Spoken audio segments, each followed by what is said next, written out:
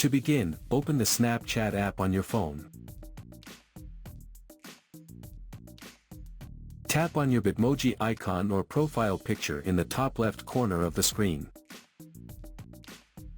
Then, tap the gear icon in the top right corner to open settings. Swipe up to scroll down to the App and Privacy section. Then select My Privacy and Data. Swipe up to scroll down again.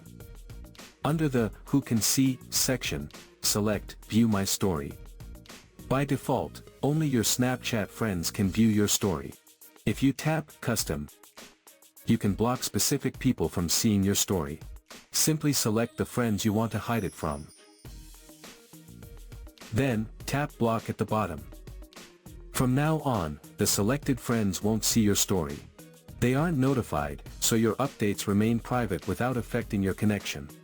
This feature lets you share your story only with the people you choose, keeping your content private and secure.